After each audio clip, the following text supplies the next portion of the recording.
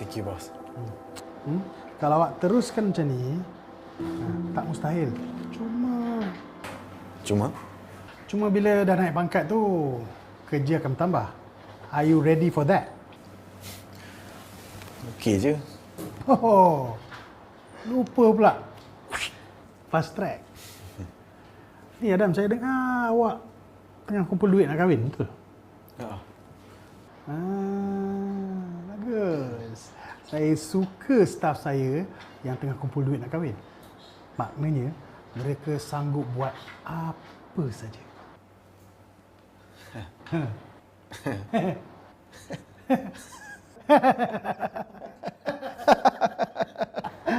Apa yang kelakar? Sorry, bos. Saya jawab, bos. Sila.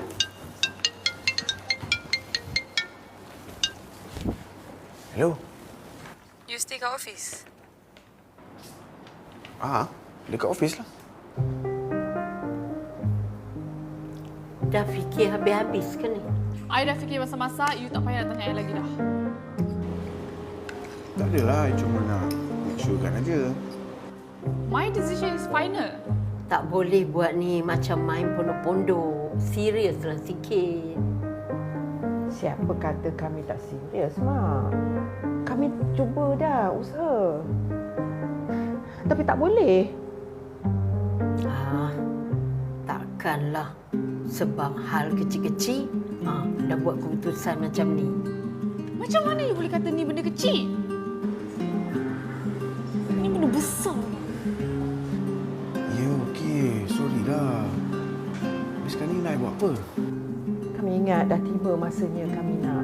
Pecat wedding planner tu. Kita ambil wedding planner baru. Pulang pada you lah. I ikut je mana yang terbaik.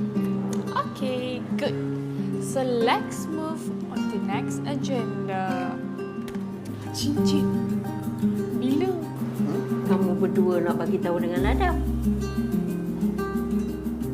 Malam ni lah kot.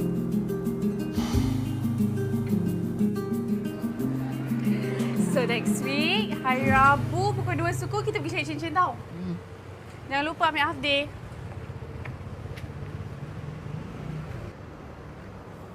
You! Ya. Bosan ke apa borang I?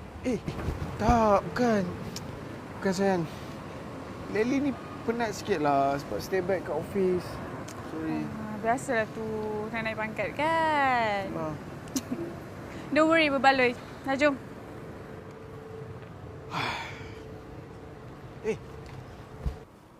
Cerai? Alah dah. Memang semua orang jangka pun kan benda ni.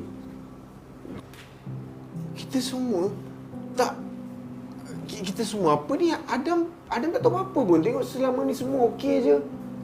Manalah kamu nak tahu. Kamu bukannya ada selalu kat rumah ni. Adam, Mami tahu berita ni tak berapa baik. Tapi percayalah, inilah jalan yang terbaik. Jalan yang tepat.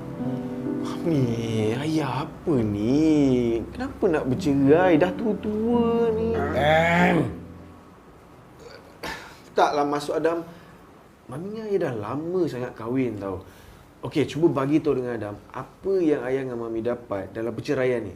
Okay, first, kita ni tak adalah tua sangat pun. Okay? Second, sebab masing-masing nak kejar kebahagiaan masing-masing. Masing-masing ada hak. Bagi masing-masing? Mami berhak ada ruang kepunyaan Mami sendiri. Bukan yang dikongsi. Adam tahulah Mami Adam macam mana. Dia punya peraturan, dia punya patah larang. Kebersihan tu common sense lah kami. Bukan patah larang. Ya, tapi you nak kalau bersih tu macam bilik bedah. Tahu tak Mila? Jangan panggil I tu. I tak suka kan. You nak I panggil you Mila. Okey, I ikut.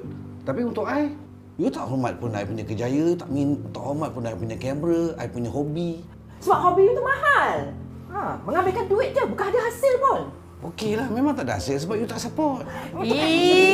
Dah cukup. Saya dah settle kerja. Saya minta diri dulu. Okeylah Safwan.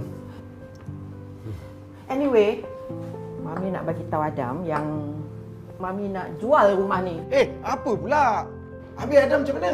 I dah kata kan, dia takkan setuju. You je jangan pandai. Iya, dia ni anak manja. You yang manja kena sangat. Hei, Memang betul pun. Nik. Ada betulnya kata ayah kamu tu. Kenapa kamu patut dapat rumah ni free-free aja? Sebab Adam kan anak diorang ni. Itu aja. Diorang berjaya beli rumah ni setelah diorang berjaya dalam perniagaan kuih warisan daripada nenek. Adam buat apa? Mak, apa cakap macam tu? Kamu pula berdua ni nak jual rumah ni, nak capai impian masing-masing kan? Tak ada seorang pun yang fikir pasal warisan mak. Yang seorang nak jadi ni, yang seorang lagi nak jadi apa ke tadi ke? Kerja dengan National Geographic. Oh, dokumentari binatang buas tu. Nak jadi apa? Fotografer, cameraman. Kalau dia sondol di badak sumbu,